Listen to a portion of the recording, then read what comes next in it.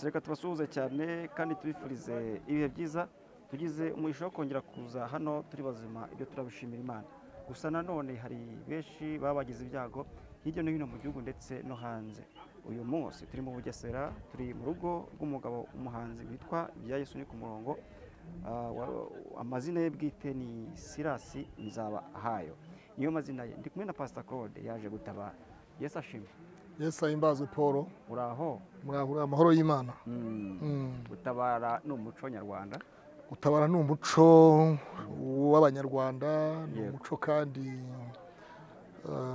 ni n'inshingano guturuka ku Mana yego mu gihe turi mu bintu bigaragarira amaso y'Imana ndetse n'amaso y'abantu gutabara rero ni ngombwa tugomba gutabara abari mu kaga cyangwa se wagize ibyago igihe cyose inshuti zibana mu bihe byose niko Bibiliya itubwira ngo inshuti zibana ibihe byose kandi umuvandimwe avukira gukura abandi mu makuba niyo mpamvu rero turi hano muri aka karere ka Bugesera mu murenge wa Ririma muri aka kagari ikanyabagendwa yego twaje gutabara umugabo Silas Nzabahayo Ibya Yesu ni ku murongo muzi gute mubanye gute Silas Nzabahayo nta gihe kirekire cyane nta myaka myinshi cyane y'ikirenga navuga tuziranye ariko iranashize da Silas muzi muri 2015 na 2016 ku ndirimbo Ibya Yesu ni ku murongo urava ku murongo harinjiramo undi niyo waba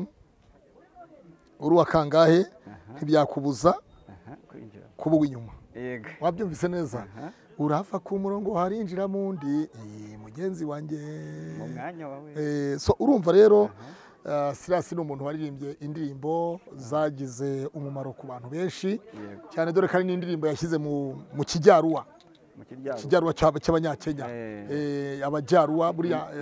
abajyaruwa ni agace ko muri Kenya kitwa abajyaruwa aho ni iwabo wa Raila Odinga nyine ngo wa wundi ujya uhatana na Perezida William Ruto ku buperezida bahatanye rero indirimbo za Silas ni indirimbo ziri mu mujyo w'injyaruwa zifata abantu ku muziki ibintu nk'ibyo rero Silas Nzabahayo tuvuge ngo turamwihanganishije n'umuryango we muri rusange kandi tuvuge ngo twese niyo nzira rero urambajije ngo Silas muzi nte Silas si ubwa mbere nkandagije ikirenge hano ku rugo rwa Silas ku mugo kwa Silas twigeze no kuza n'ubundi kumusura ndi kumwe na Pasi w'Impanuro TV na Ezekiel na Pastor Justin rero uwo mwana turamuzi icyo gihe twari twaje kumusura kubw'uwo mwana w'umukobwa nyakwigendera witaye wasinziriye rero twongeye kugaruka kandi Silas ni umusitari ni umuntu rero uzwi n'abantu benshi ni umuntu waririmbye mu nsengero zitandukanye Silas ni umuntu wakoze ibiterane by'iyobokamana mu murimo w'Imana Silas rero ni umusitari ni umuntu uzwi n'abantu benshi abantu bashobora kwibaza bati kuki kamera zageze kwa Silas rero Silas yagize ibirori twahagera yagize n'ibyago twahagera ni nk'uko Claude nagira ibirori abantu bakahaza nagira n'ibyago bakahaza rero Silas Nzabahayo ni umuntu w'Imana rero twavuga tuti Imana imukomeze n'umuryango we kandi mu by'ukuri Bibiliya tubwira ngo iyo dusomye igitabo cy'umubwiriza kiravuga ngo hari umunsi wo kuvuka hakaba n'umunsi wo gupfa rero umwuka ugasubira mu ijuru ku Mana yawuremye rero niyo mpamvu turi hano kwa Silas yego mu by'ukuri twaje gutabara muri rusange ibintu nk'ibi ngiyo bibaye hari umuntu tuvuyemo bikwigisha iki Pastor ibintu nk'ibi iyo bibaye hari umuntu tuvuyemo icyo bitwigisha ni ukumenya ngo ese twebwe bizagenda bite Bibiliya iranavuga ngo kora ibyiza ugifite uburyo kora ibyiza ugifite uburyo ukiri ku isi rero ugomba gukora ibyiza kubera yuko ejo ntawe uhazi na Yesu yaravuze ngo ntitugasabire iby'ejo ahubwo dusabe iby'uwo munsi ariko imigambi rero iyo umuntu akiri ku isi agira imigambi myinshi ariko iyo amaze kuva muri uyu mubiri imigambi yo ku isi iba yarangiye haba hasigaye gutegereza kugaruka kwa Yesu n'umuzuko w'abapfuye ni umwana wari ufite imyaka ngira ngo ni hafi 16 yaramaze igihe kinini urumva avutse ariko none si kinini cyane hakina muto arwaye ababara babazwa n'umubiri ikintu cyose ingingo z'umubiri zose hafi ya zose ntizakoraga. yego Mu by'ukuri iyi nkuru wayakiriye gute wumvise ngo yitabye Imana? Ndabizi ni umwana umaze igihe afite ikibazo cy'ubumuga, rimwe na rimwe bwo kutavuga, ikindi ntako batagize. Umuntu yabyaye umwana amwita ntako ntagize, undi abyara umwana amwita ntako batagira. Silas rero Nzabahayo ni umuntu twageze hano akarabya umwana, kuba bizi ko bikurikirana hari abaza kwandika za komantere batese yozaga umwana umugore ari he, icyo gihe ngira ngo hari ikibazo cyari cyarabaye, ntabwo tubizi kugeza ubu, icyo ntabwo aricyo turimo. Rero ni umwana utarabuze ibyo kurya. Silas mu buzima bwiwe ntako atagize, navuga ngo ntako atagize, ntako umuryango utagize. Rero igihe cy'umuntu iyo kigeze arataha. Mu by'ukuri muri make cyaba kimuhitanye ni uburwayi yakomeje kugira. Ntabwo giye wambaza ngo icyaba kimuhitanye ngo mvuge ngo ni igiki, ngo ni iki cyangwa ni iki. Twese nta muntu utazi ko uyu mwana yarwaye igihe kirekire cyane. Nta umuntu wese ubasha kureba social media, umuntu ubasha kureba YouTube channel, witegereza social media, wese uba kuri social media, kuri YouTube, ntabwo yabaza ngo umwana azize iki.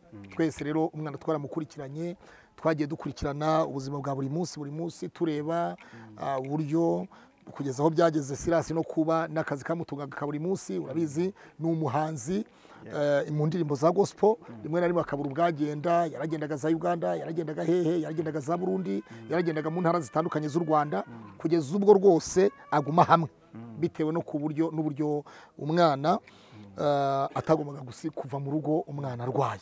Bityo rero urumva ntabwo twavuga ngo igihe cy'umuntu iyo cyageze kiba cyageze. Nanjye ubu ngubu dore ntwaye imodoka, ushobora kumva mvuye hano Nyabagendwa bati ageze Mayange yarapfuye yakoze accident. Ibyo rero iyo umugambi w'Imana yateguye ku muntu iyo wageze ntawusubiza inyuma. Rero kuvuka ni rimwe no gupfa ni irindi. Pastor, benshi bakomeje kugenda bagutera amabuye ngo hari igihe rimwe na rimwe uvuga ibintu bikomeye ndetse bikanakomeretsa abantu, abandi bati wowe rwose umunsi wapfuye tuzishima. Ntawe utazapfa. Nyakubahwa Perezida wa Repubulika yaravuze ngo ninde wishwe n'ibitutsi usibye ikimwaro cy'ababitukana cyangwa cy'ababivuga n'inzara. Inzara yakwica umuntu, n'ikimwaro cy'abatukana ubwacyo cyabakora ubwabo kikabica, ariko utukwa nta kibazo numva kigize. Rero ukuri kuravugwa, ikinyoma kikitwa ikinyoma. Ahari ukuri kwitwa ukuri, ikinyoma bakita ikinyoma. Rero hari igitabo kimwe cy'Abadiventiste cyanditsemo ngo gura ukuri ntuguranure. Igihe cyose ugira ukuri rero hari abatumva ukuri. Iyo ufite ukuri iteka, abatumva uko kuri barakurwanya. Rero ukuri kwitwa ukuri, ikinyoma kikitwa ikinyoma. Ndumva ukoresheje nanone andi magambo buri wese abasha gusobanukirwa cyangwa se abasha kumva neza. Urumva hari uburyo abantu bifuza ko wajya utangamo ibiganiro ukora, cyangwa se hari uburyo abantu bifuzamo wajya utangamo ibiganiro. Ibyo rero ibyo ni ibiganiro tuzakora ikindi gihe tutari bukorere kwa Silas. Ibyo ndi kuvuga jewe ndimo ndavuga ku bijyanye no gutangaza inkuru zihumuriza abantu igihe habaye ibibazo. Yesaya 40 utarantanga Yesaya 40 wa mbere haranditse ngo nimuhumurize abantu banjye. Yego. Mubwire amagambo yururutse imitima. Mubwire ko abi Yerusalemu intambara zishize. Mu yandi magambo guhumuriza no guhumuriza abababaye. Wabyumvise neza? Mubwire abantu banjye, nimuhumurize abantu banjye, mubwire amagambo yururutsa imitima.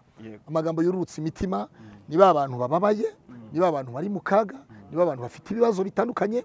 Abo ngabo rero nibo Yesaya yanditse igitabo cya 40, igice cya 40 ngo nimuhumurize abantu banjye, mubwirane amagambo yururutsa imitima.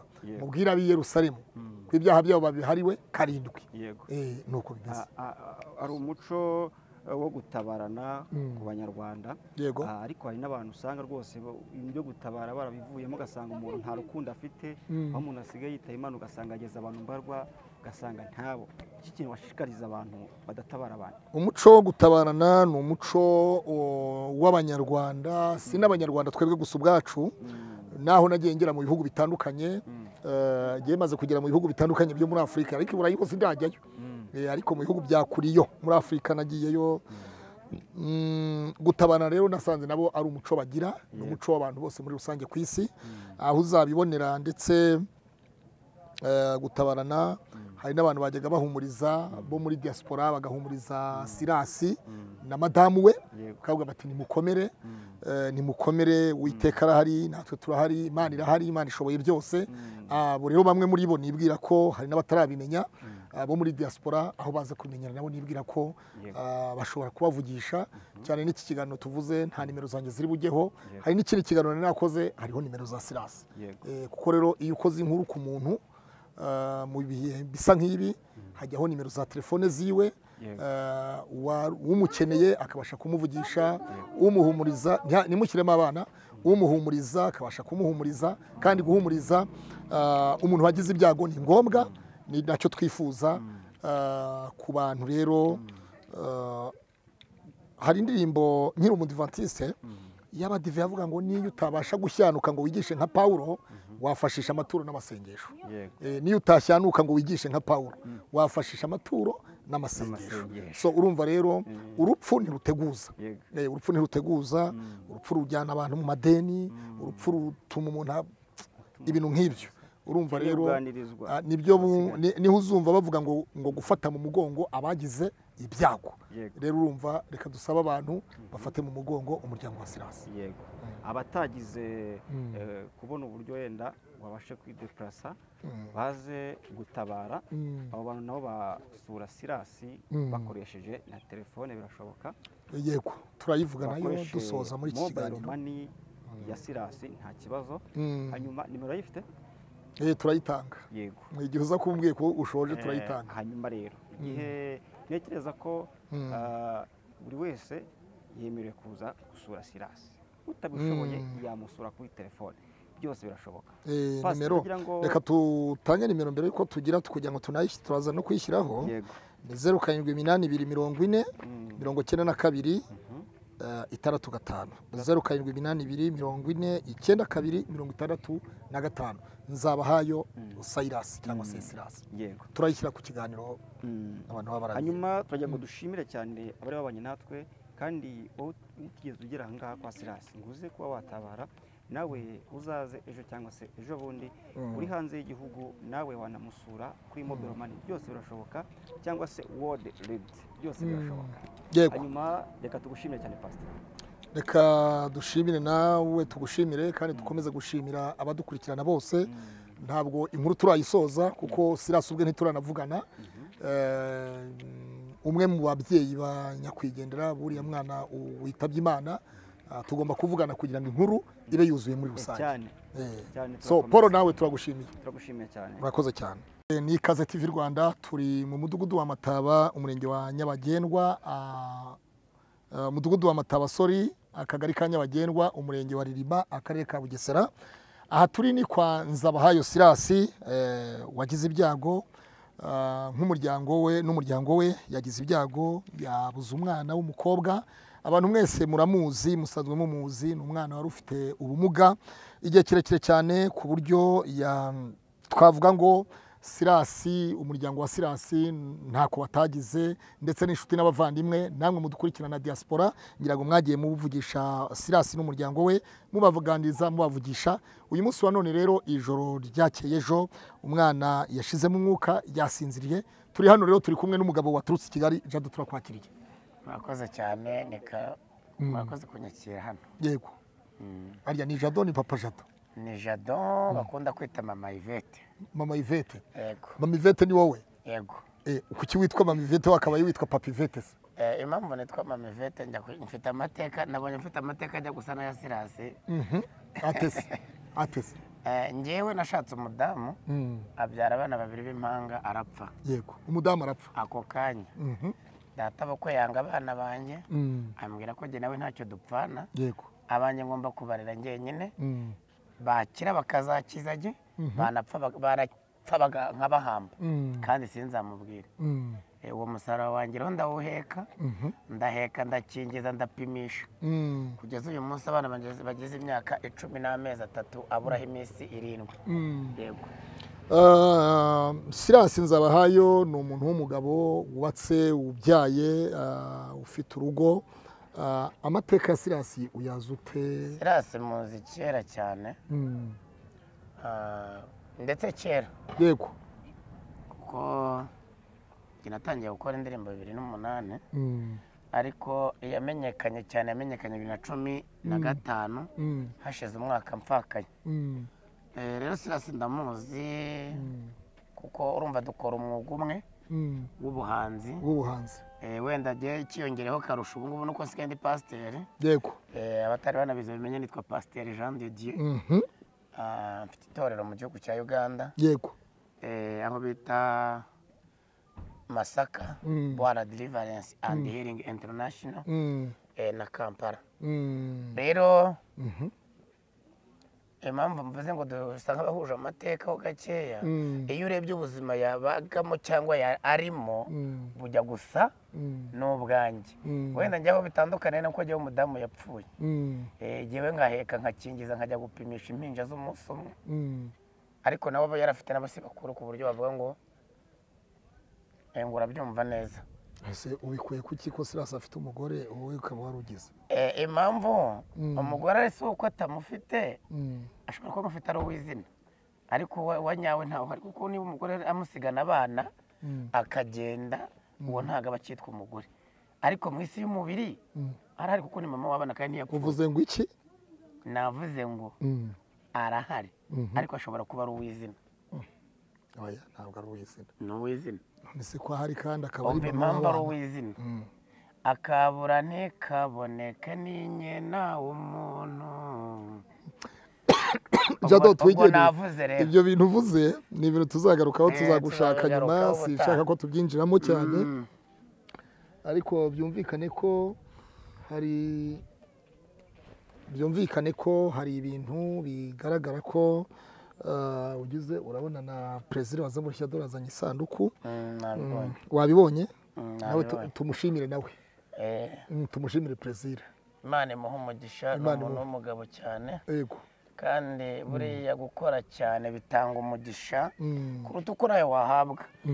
umugabo umwe bamwitaga Nyamutegera Kazaza ejo ngo yari atuye aho bita Igihinga na Gihindamuyaga, ngo umunsi umwe araza kugira ibibazo ngo bamutuma inkwi imizi y'urutare, kandi Nyamutegera Kazaza ejo ntabwo yari ashoboye kujya kwasa urutare. umufuka w'inyuma wavuyemo. wageze ku rutare rero icyo yakoze ngo yaravuze ngo ayibambe ngo umwami aranyica we, ngo ariko kuko yari yaragiriye neza inkuba ngo yaraje kubita rwa rutare ruvamo imyasi. ngo imyasi amaze kuyibona ngo aribaza ngo none ngo ko imyasi inkwi nzibonye ndazihambiriza. hanyuma rero sasa twiberaho urambwiye ngo ashobora kuba afite umugore ngo ariko ari uw'izina kubera ko ari umugore w'izina. nabigusobanuriye cyane. mbimbwire mbyumve. ni ukuvuga ngo impamvu ashobora kwitwa uw'izina, icyambere akabura nikaboneka ni nyina w'umuntu. niba ushobora gusiga umwana ukwezi 2 3, njyewe amakuru mfite nuko umwaka n'igice bujya gushira atabana n'abana.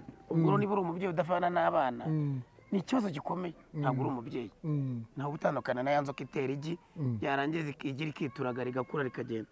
nuko mbizi njyewe rikavamo inzoka ikagenda.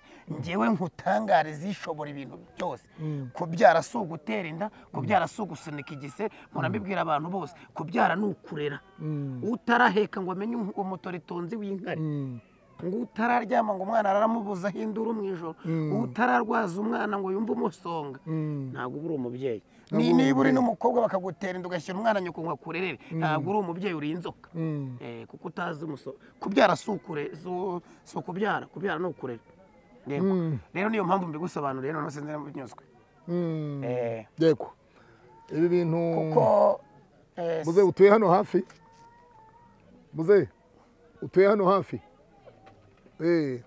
yego kuko ibi bintu bimaze iminsi harimo ibintu by'ibibazo by'umuryango, ariko si byo byatuzanye. noneho twazanywe n'ikibazo cy'urupfu, ariko ngo hagizemo n'intambara. mu gihe guhera nimugoroba. wari uri hano nimugoroba se? nageze hano saa 12:15. iyo nkuru nayihasanze z'umugoroba mu gitondo, kandi no mu gitondo byari bihari.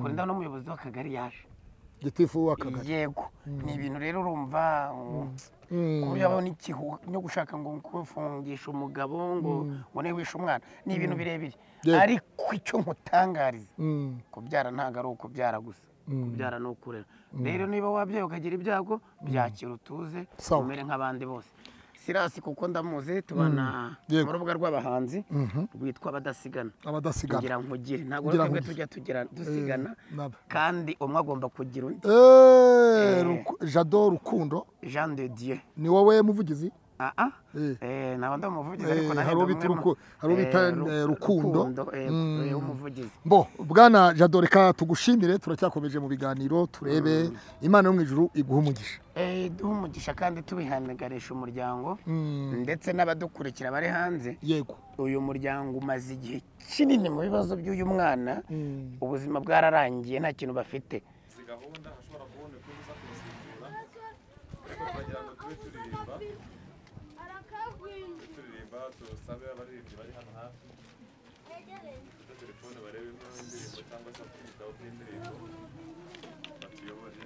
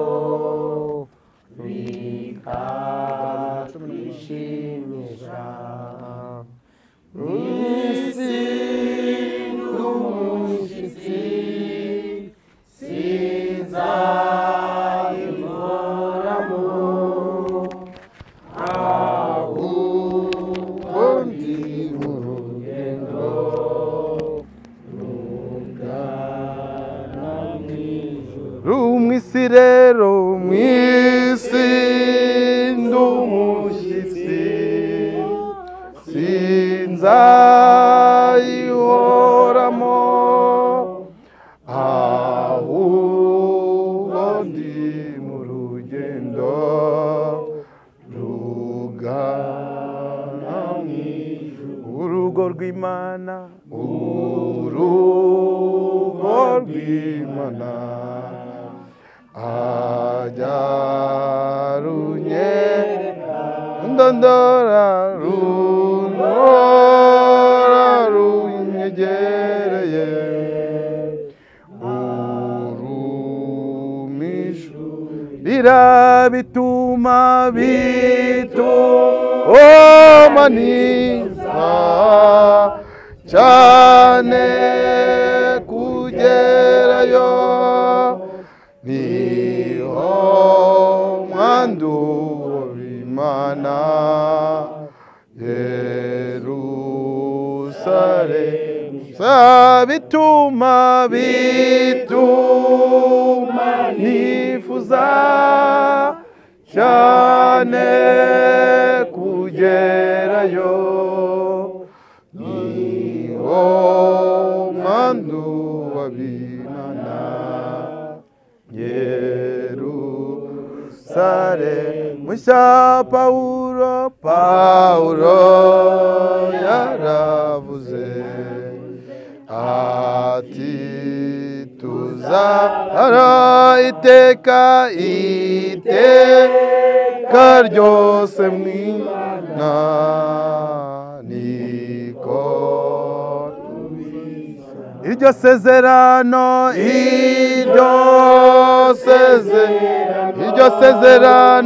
turisohoreze tubane no muri iyi si uhorunde iryo sezerano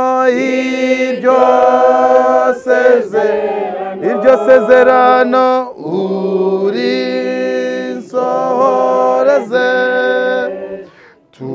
tubane no muri iyi si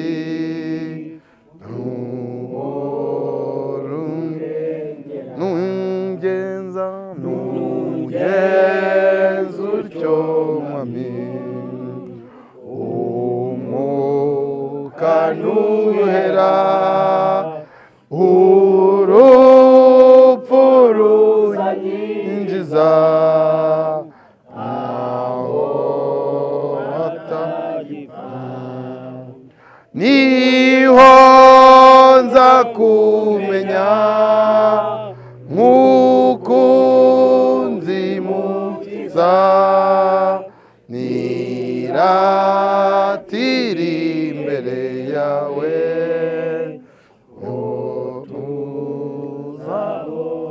niho nza kumenya, niho nza kumenya mukunzi mukiza, niratira imbere yawe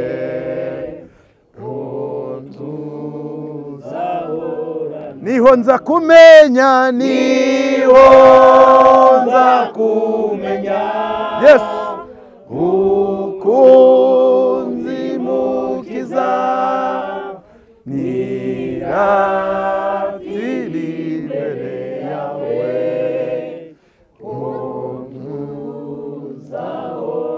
na Pawulo yaravuze ati iteka ryose n'Imana niko tubisoma, iryo sezerano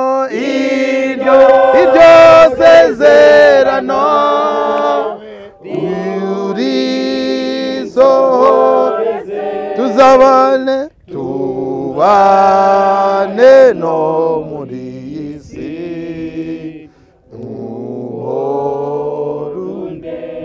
iryo sezerano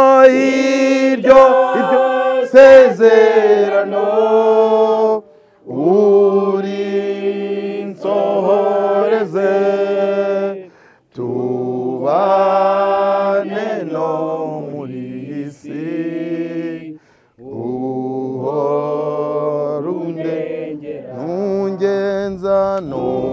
nungenza utyo mwami, umwuka nuhera,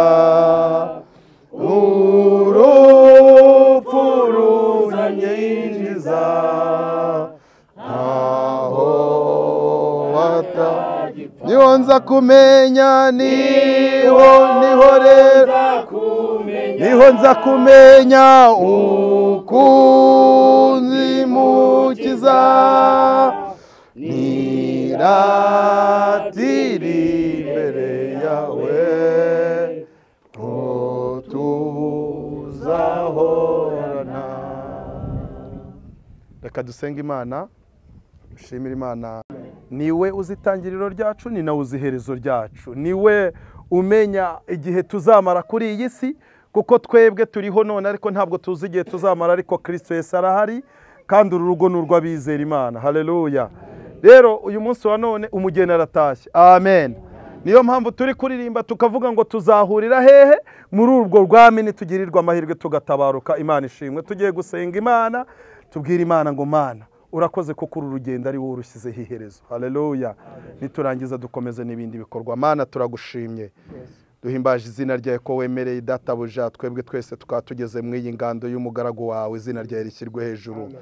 Tugeze hano databuja, ntabwo tuje mu bukwe bundi, tuje mu bukwe bwo guherekeza umugeni wagusanze wacyuye. Twemereye kuri uyu mwanya, muri uyu mwanya data wera, databuja dutangiye iyi gahunda bari wotangirana natwe, imbaraga zawe zitubeho databuja. Buri wese wageze ahantu tumusabiye umugisha, tumusabiye inkomezi, turakwingiza kugira ngo databuja tukiri aha hantu dutangiriza gahunda, wihanganisha ababyeyi b'uyu mwana data wera, bagirire neza ubahe inkomezi, kubera yuko databuja urugendo rwe rwarangiye bakimukeneye. Kandi databuja buri wese waje ahantu muhe umugisha, dutangiriza gahunda ubane natwe nituzisoza amahoro. Turagushima, ni mu izina rye rye urakoze Yesu Kristo, amen. Murakoze cyane. Tugiye gukomeza n'ubundi gahunda dusezera ku mubiri umwana wacu Imana yahamagaye yakunze kuturusha. Turagira ngo tuvugane ukuntu tugomba kuza kubikora neza nta muvundo. Umuntu araza kujya yinjira, nageramo imbere barajya bamubwira uko abigenza. Hari aho dukata gutya tukanyura n'undi tugahita dusohoka, hanyuma umuntu arajya asohoka, abadafite imodoka twerekeza hara ku rusengero. Reka rero dusabe kugira ngo n'ubundi bakomeze batuyobore muri za ndirimbo, noneho twese tugenda muri discipline gake gake turirimba, dukata dusezera, duhita dukomeza ku rusengero. Murakoze cyane, Yesu naho umugisha. Nugenza cyo mwami umwuka nuhera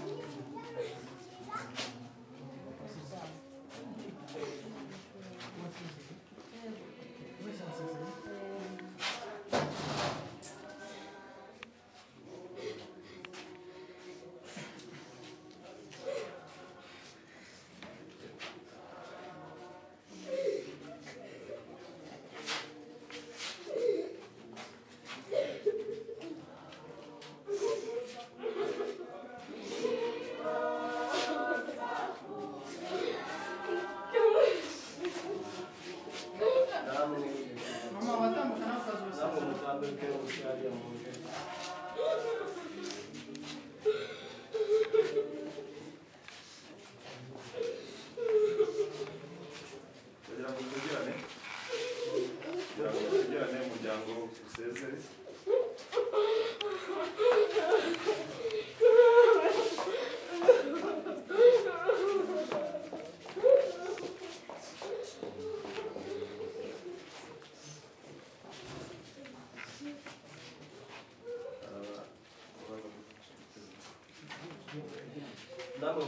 abana muzi nawe mutarama musezere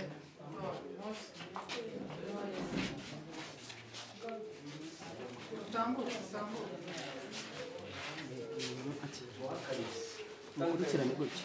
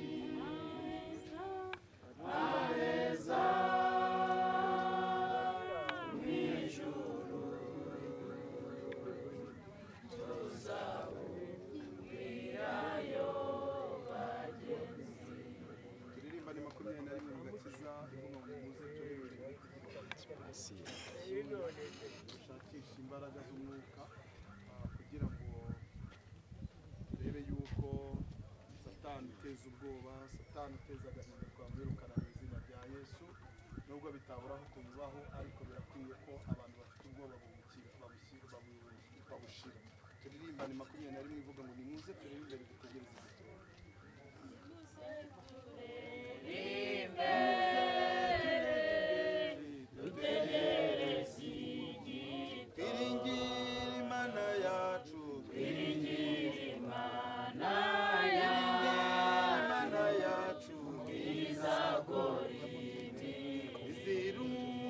Satani izirukana Satani isi yose izategeka isi yose tuzanesha nidusaba kuko dore impanda ziravuze dore impanda ziravuze muze twese tukanguke kuko Imana yacu ishaka yuko twese tubabera buri muntu mw'itorero aho wejejwe muri byo reka kwiganyira urahabwa imbaraga reka kwiganyira reka kwiganyira urahabwa imbaraga kandi abantu benshi cyane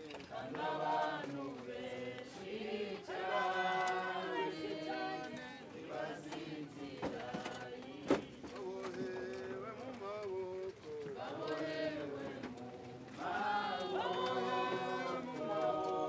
y'abamungomeza muze twese tubashake muze twese tubasangisha umukiza iducogore gusenga kugeza ubwo Yesu aza abagabo ntimucogore ntiducogore gusenga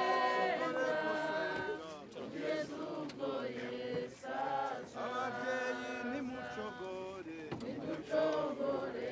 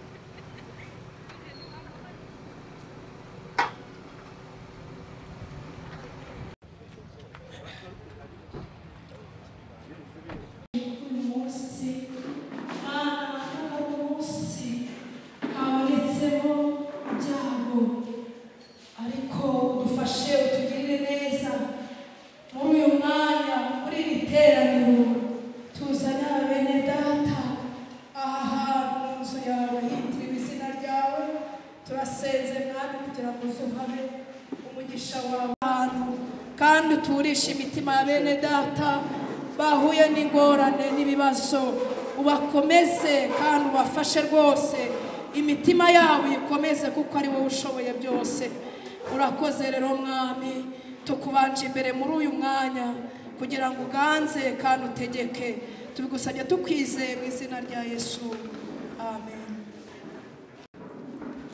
25 mu ndirimbo z'agakiza by'Imana ikora baradutangaza abaririmbyi bahageze badufashe kimwe n'abandi bakristo bayizi by'Imana ikora biradutangaza na nuba bimengo ari kw'icyozi kw'Imana ishaka ari byo biri gukora ari kw'icyozi kw'Imana ishaka ari byo biri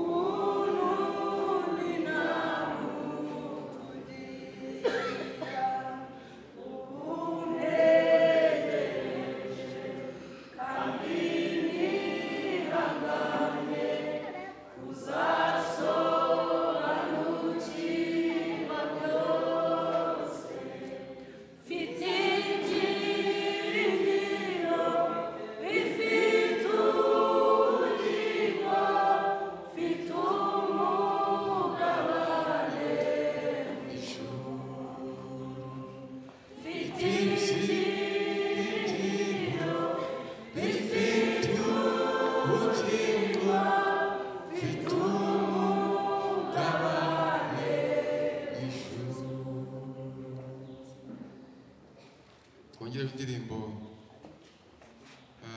ya 383 icyapa kanyikorera kanyange yose cyapa kanyikorera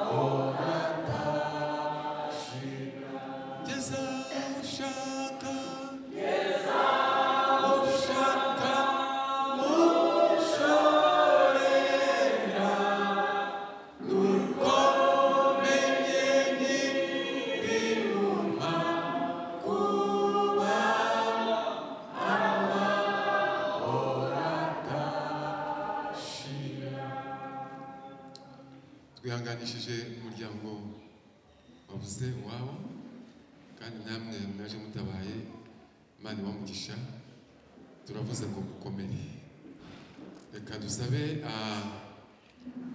abaje batabaye harimo abahanzi banyegere hano kugira ngo turirimbe kubera ko by'umwihariko imiryango yabuze ababo ariko n'itorero natwe dufite umubabaro kuko zari ingingo zacu ingingo z'itorero kandi biravuga ngo iyo urugingo rumwe rubabaye n'izindi ngingo zihora haruguru byahuje n'icyumweru abahanzi mutambuka mwegere hano hanyuma tugira ibyago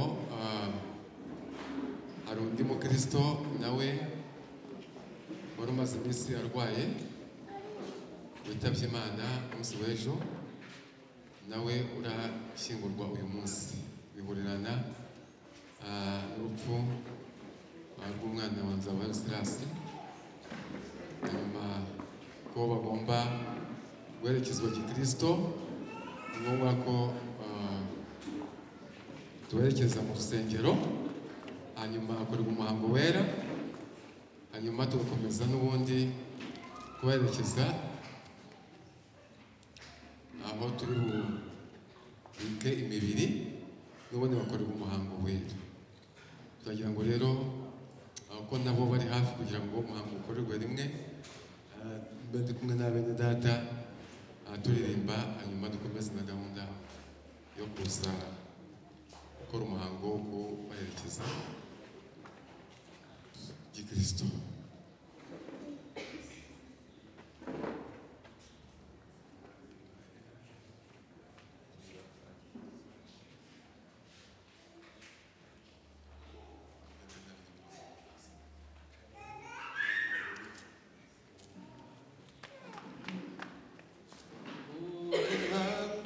Uwiteka zizavuzwa mu ijuru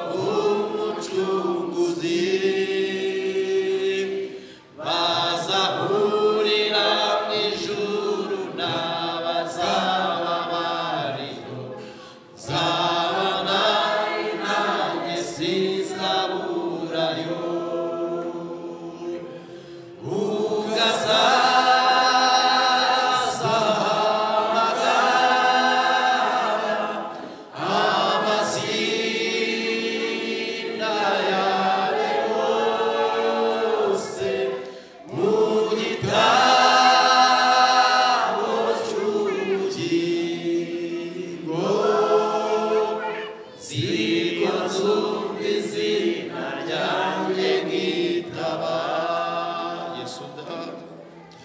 Yesu databuja nzamukorera ntacogora wize ubuntu n'urukundo amfitiye maze imirimo yo mwisajyama ninyirangiza haza mpamagara ngeze mu ijuru ubwo azaza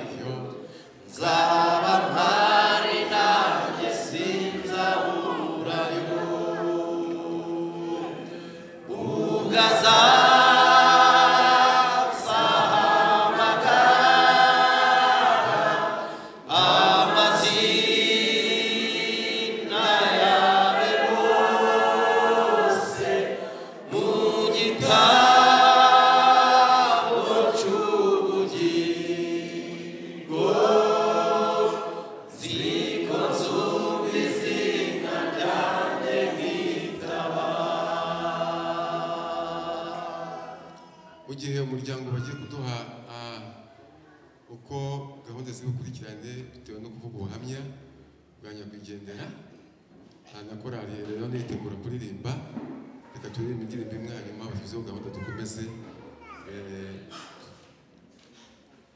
turirimbe indirimbo y'ijana mirongo icyenda n'esheshatu mu ndirimbo zo gushimisha Imana Yesu ufite urufunguzo rw'ibizaba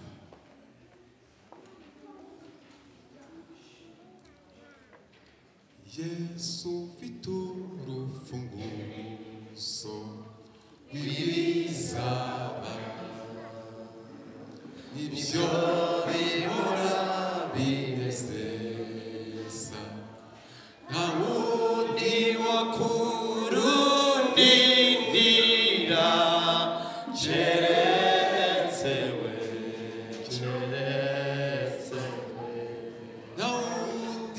nta wundi wo kurundindira keretse we sintinya ibyago bizaza ho ndamwizeye kuko adimbera bitunganya ni nawe umenyi binkwiriye ko ari byiza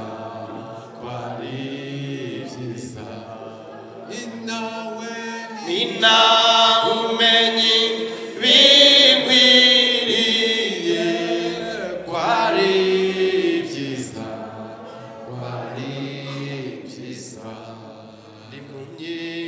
ndi impumyi njyewe sinamenya ibyamfasha ntabwo nzamwakura urufunguzo ahubwo mfashe ukuboko kwe mwiringiye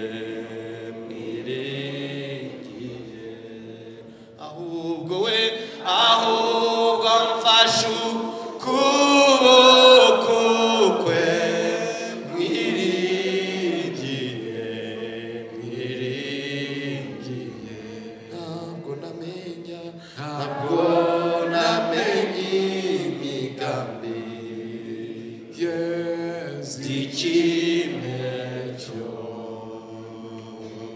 ziyukwa mundu budasiba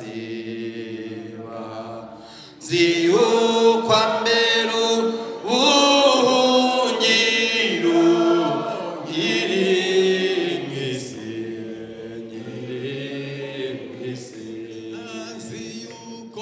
ziyukwa mberu buhungiro nyiri mwisi we nyiri mwisi yewe ibyo biramagije yewe ibyo biramagije nguwe neza sindeba ko kwibizambaro bizwi na Yesu wapfiriye natinyiki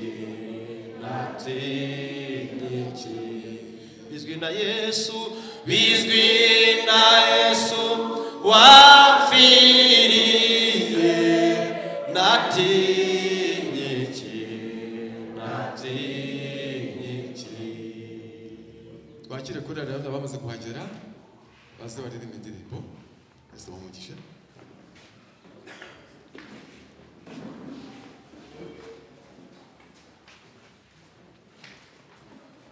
uyu mubiri nambaye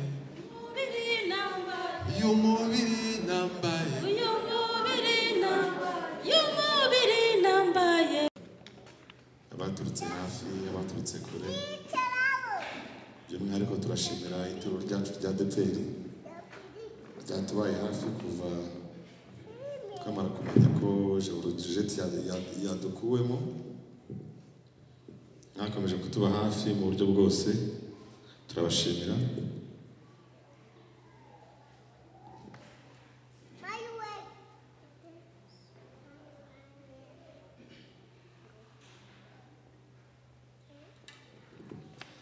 Imana ibahe umugisha turashimira umuryango w'abadasigana harimo bagiye baturuka za Nyagatare za Butare za Gisagara za Gisenyi n'abavuye muri Kigali mwese turabashimira ko mwadutabaye Imana ibahe umugisha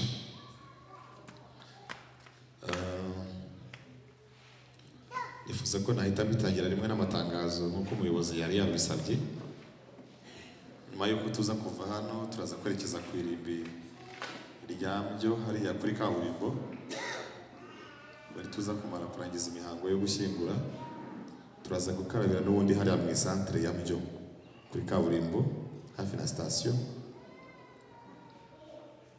hanyuma turihanganisha umuryango wose muri rusange ariko cyane cyane umuryango wa Nzabahaye Silas ndetse na Nikuze Helena bagize ibyago bikomeye byo kubura umwana wabo witwa Niyomukiza Georgette kugira ngo rero tubashimire kubw'umuhate n'urukundo mwatugaragarije dukomeze kandi no kutugaragariza izindi gahunda ziri imbere zose twizeye ko muza gukomeza kubana natwe uyu rero Niyomukiza Georgette wadukuwemo witabye Imana yavutse ku itariki 5 z'ukwa gatanu mu mwaka wa 2009 atabarutse cyangwa se yitabye Imana ku itariki 3 z'ukwezi kwa 8 mu mwaka wa 2024 ubwo hari ejo kwa gatandatu barakoze rero turabashimiye mukomeze kutuba hafi Imana ibahe umugisha murakoze cyane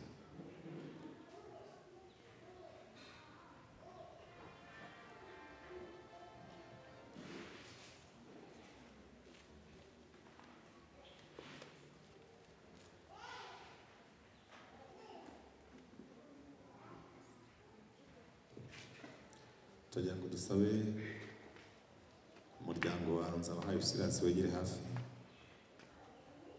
we na madamu we n'abana hanyuma mu gihe barimo baza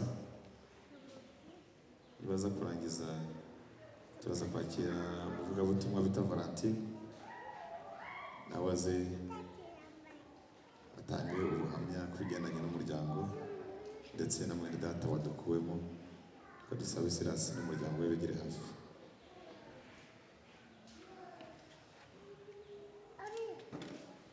Kaduhagarire hasi nta kibazo kugira ngo cyorohe.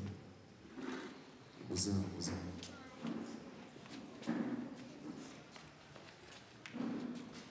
begere hafi.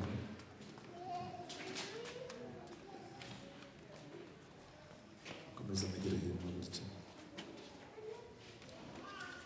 Abana mubashyire hagati. Abana mubashyire hagati.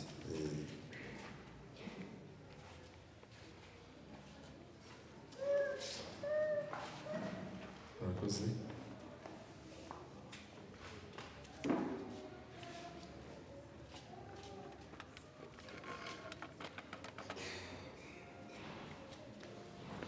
Kadusabe nyirasenge nawe yegere hano. Nyirasenge w'umwana.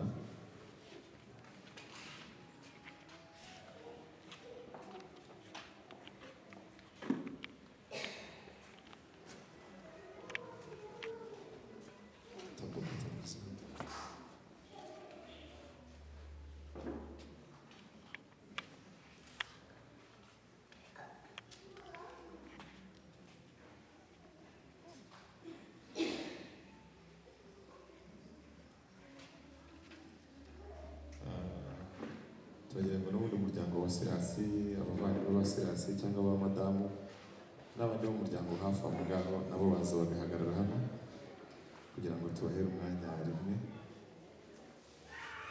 Ndavuga abakomoka kuri Silas, umuryango we n'umuryango wa madamu we ba hafi cyane abari bo baza gukuru ntabwo hano mwese mwakwirwa.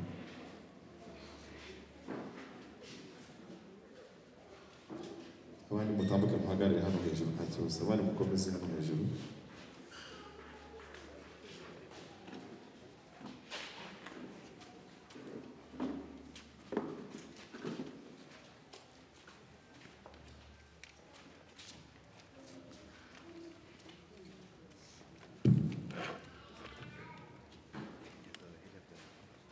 Reka rero duhe umwanya Silas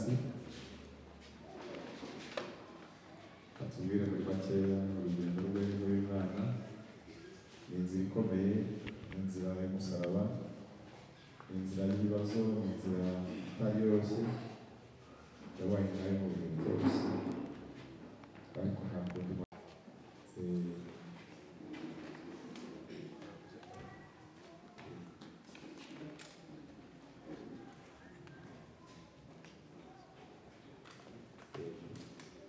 kwakira papa w'umwana ariwe muhanzi Silas na mama we hanyuma na nyirasenge.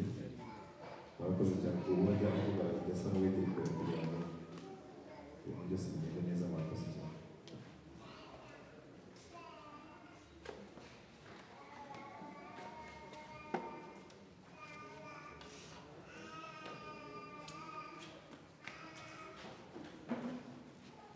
Uyu mwana amateka ye mwayumvise ababyeyi bayavuze, hanyuma mu buzima bwe bwose yanyuze mu bihe bikomeye by'imibabaro, ariko araruhutse, aratashye, arazamutse, kuko Imana rimwe na rimwe imutanga. Buriya yaje ari amasomo. Georgette yavutse muri uyu muryango, yaje ari kaminuza, yaje ari universite, yaje ari segonderi, yaje ari primaire, yaje ari ishuri, kugira ngo mwebwe ababyeyi mubashe kubana na Georgette, hanyuma muzatsinde ikizamini, mutsinde ikizamini cyo kumurera neza, mumwihangana muri biriya faiblesse zose, mumwihangane mu burwayi, mumwihangane muri situation yarayo. Buriya Imana ishobora kuba yaramutanze ifite papasi, ifite intego yuko aba universite mu rugo iwawe, akaba yaraje ari ishuri. Noneho iryo shuri murasabwa kuritsinda, kandi mwana aritsinze, ariko murasabwa kongera kuritsinda, kuko ibyo nibyo umwuka amba ishuri. ashobora kuba yaraje mwari mumutegereje ngo azabakora umurimo ariko yarawukoze umurimo yakoze n'uwe yazanye egizame Georgette yavutse afite ikizamini mu ntoki afite ikizamini mu ntoki agishyira hariya mu rugo iwanyu avuka muri situation igoye muri ibibazo bikomeye by'ubukene hanyuma muramuhingana bya bindi byose mwavuze Georgette murimwimukana mu ntara imwe mumuzana no mu yindi ntara Georgette muramurwaza Georgette yaje ari exame ubwiwe ni exame iri ku rupapuro kandi exame yaje gukoreshwa abandi first ababyeyi second twebwe nk'abaturanyi ndetse n'abanyetorero Georgette yaje ari exame ariko exame yiwe arayirangije buriya ifirimbi iravuze mwarimu atangiye kuramasa amakopi biranashoboka ko hashobora kuba deuxième session cyo nkundira ibizamini bigira ikizamini umuntu akora yagitsindwa akabaho kongera kandi kugisubiramo babyita deuxième session birashoboka niba ikizamini cya Georgette cyarabatsinze habeho deuxième session kandi Imana itanga ayo mahirwe Imana itanga amahirwe ku bantu yahamagaye Imana itanga amahirwe ku bantu yaremye Imana itanga amahirwe ya kabiri haleluya ariko ayo magambo murayumva neza ya Imana itanga amahirwe itanga amahirwe umuntu itahaye amahirwe n'umwe gusa ni Satani amaze gucumura mu ijuru Imana ngo amaze kwishira hejuru yamumanuriye mu isi hariya mu isi Satani aramanuka Bibiliya ikavuga ngo ndiyongeye kugira ngo amahirwe yo kongera kandi gusubira kuba umumarayika ariko twebwe twaracumuye Imana iduha amahirwe yo kwihana Yesu araza adupfira igorigota nyabihanga ku musaraba turongera kandi tugira ubugingo buzima haleluya Imana iduha amahirwe ariko Imana ntigiha amahirwe ntabwo ishobora guha amahirwe Satani iyiha abantu iri jambo sinzi uburyo rije ndagira ngo muri cya akarongo cyane muri cya akarongo ko niyo mukiza Georgette ashobora kuba yaraje ari umunezero wacu ari exame ni exame sinzi uko nayita niba ari exame yihe ariko yaba ari exame c'est un exame waje ni ikizamini cyaje mu rugo rwanyu ndetse n'abandi baturanye kuko hari abantu bari bamuzi impamvu ari ikizamini nibi hari abantu bari bamuzi ko arwaye ameze gutya batamusuye abo nabo ni ikizamini wabo kuko Yesu mu bibazo azatubaza azatubwira ngo nari ndwaye ngo mugira gute hari ngo muransura cyo kizamini nta bantu cyatsinzera hari abantu basuye Georgette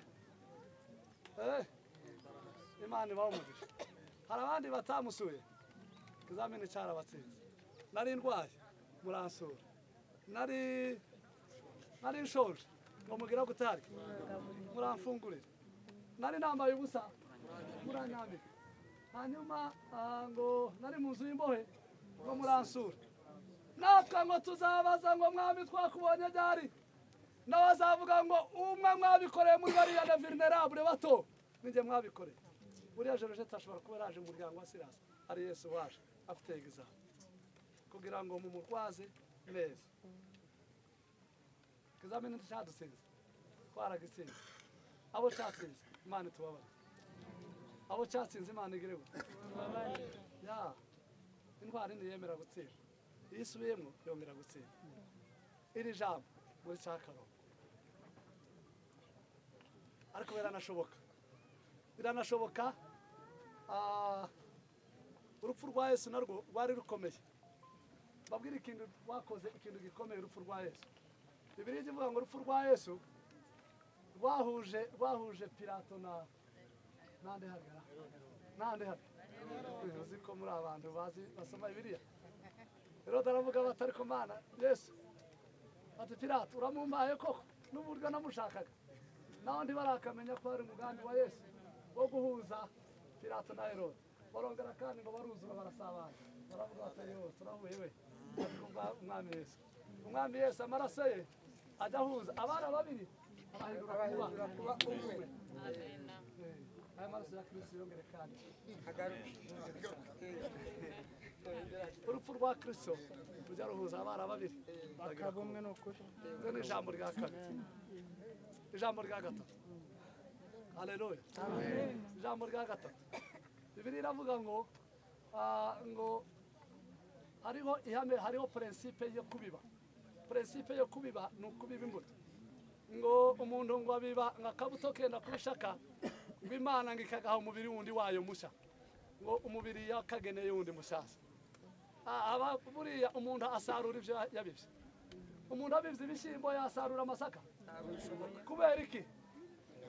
Kubera iki? Kubera iki nasaruye amasaka nabibye ibishyimbo? Kuko nabibye iki hano? Ibishyimbo.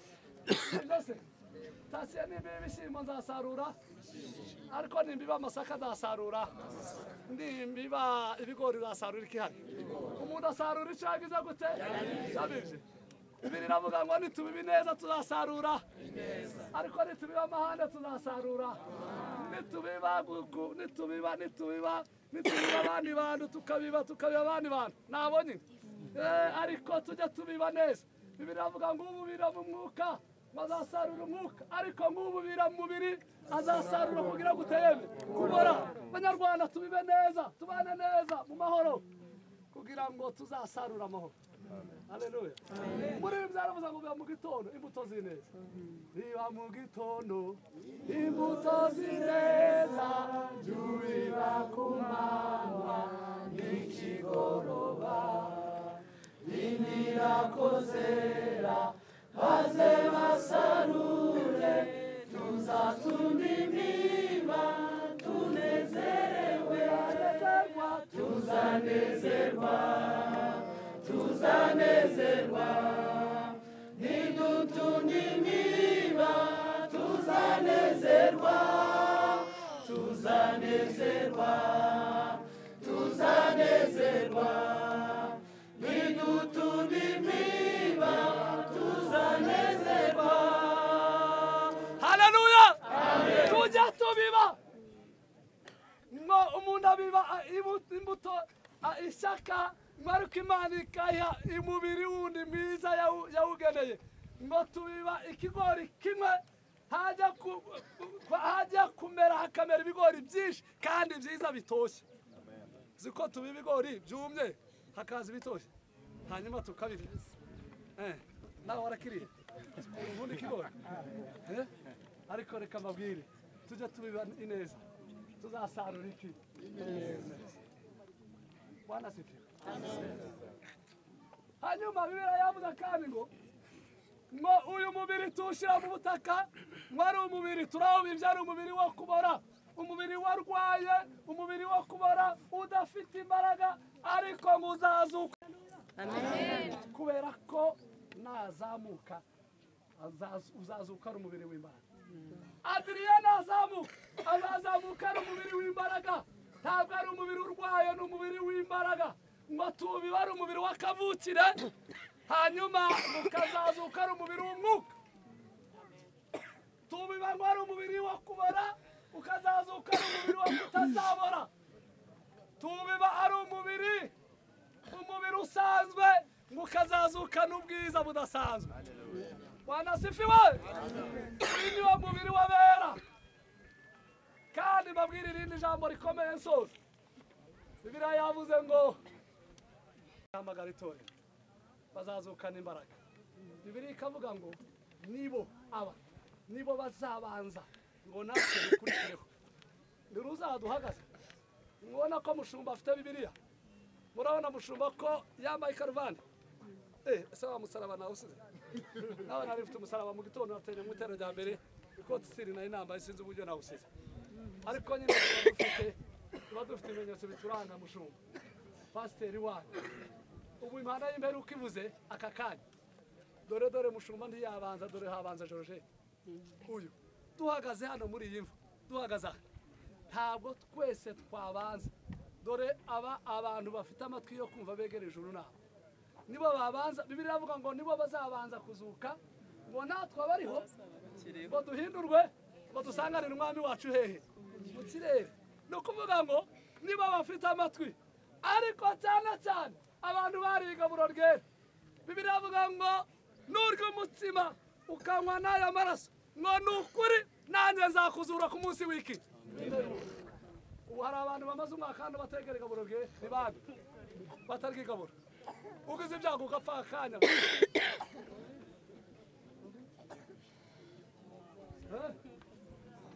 sinose mweruka igaburo ryarira rebera hariya mweruka igaburo ryarira ntabwo arizi urwo nta narizi nigaburo arumva iryo ariko urwo uyu mutsima akanywa n'aya maraso ya Kristo akarya n'umubiri wa Kristo Yesu yararahiye aravuga ngo ni ukuri hakika ya Mungu nanjye ngo zamuzura ku munsi w'imbere ariko utaririye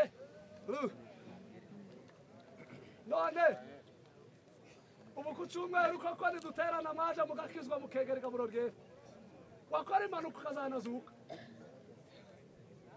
bakujyana hano muri byo ukazazuka kubera ko ari igaburo ryera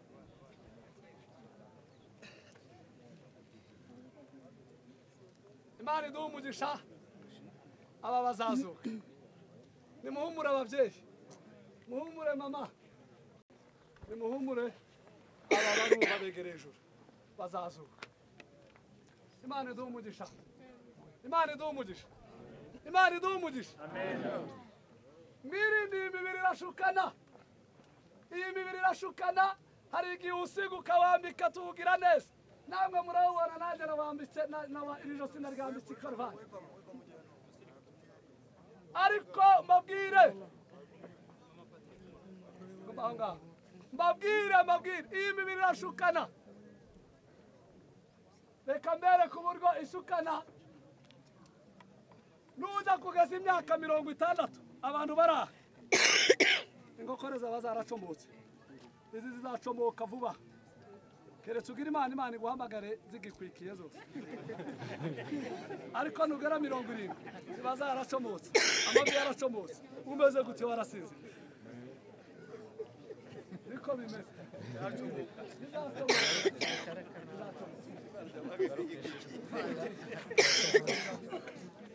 babwire uyu mubiri n'ubashuka mwizera Kristo mwemera Imana kugira ngo muzabe mu ijuru ry'iteka ryose Imana idumugisha mu izina rya Yesu amen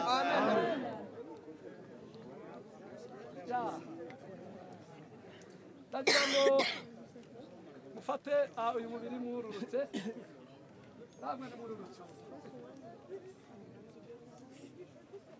ndasaba abadufasha nururutse tugiye kuririmba indirimbo imwe Tasiye ni umuririmbyi mwiza Tasiye fasha indirimbo wateguye abandi namwe nimujyare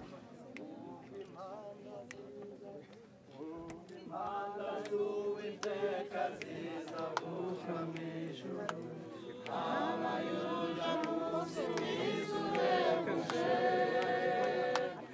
abakijijwe bo mu isi bose bazabirira abakorane bizeye ijuru rye ukazaza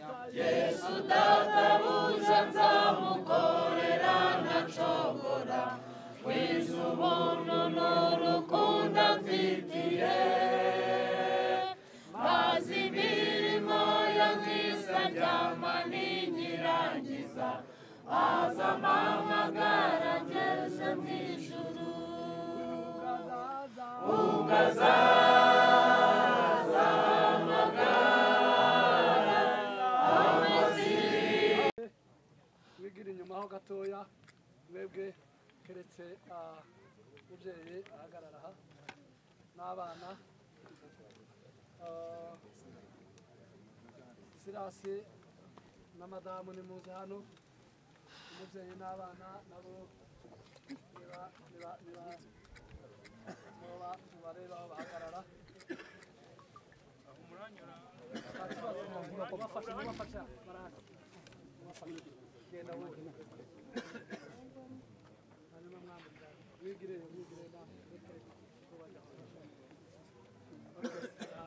n'abandi mwigire gutya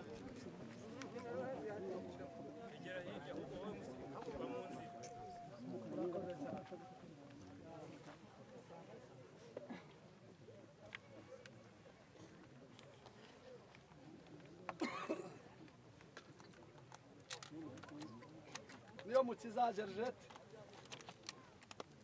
kurambitse muri ubu butaka muri umubiri w'intege nke ariko dufite ibyiringiro ko uryamye mu gituza cya Kristo Aburahamu kandi uzazuka ku munsi w'imperuka usinzire utegereze impanda uzahamagarwe ujye kugororerwa imirimo yawe kandi uhumure uzakomeze ube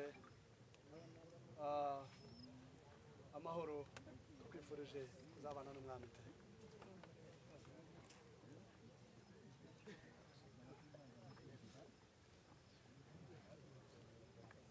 Kimirana Adrien umubyeyi turagushimiye ko wumviye kandi ugendera muri gahunda z'itorero wazanaga rekomandasiyo tukakwakira waje gukora imirimo yawe mu gihe cyawe n'ibindi wayikoze ururembo rwa Gihundwe tugushimiye umuhate wawe suba ubusa imbere y'umwana ruhukira mu gituza cy'abera Aburahamu na Yesu tuzakubona umunsi w'umuzuko w'abapfuye amahoro y'Imana agutuze aheza kurushaho Imana iguhe umugisha ku byo wakoze turabigushimiye kandi genda amahoro aheza mu ijuru hanyuma ababyeyi bagira ngo namwe duhere kuri bariya ababyeyi mufate izo ndabo namwe musezere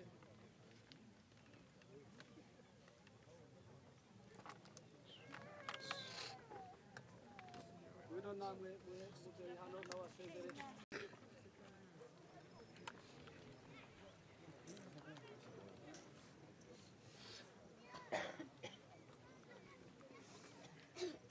murakoze cyane nagira ngo n'ubundi kubwo gucungura umwanya wacu ndaza kubasaba ko mwigireyo abana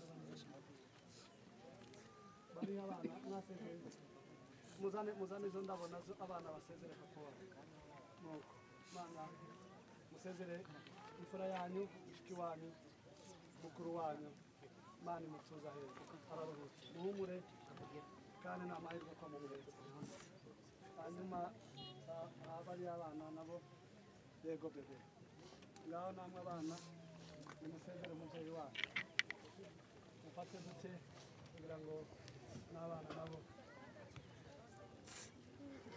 mwihangane bana mukomere isi araruhutse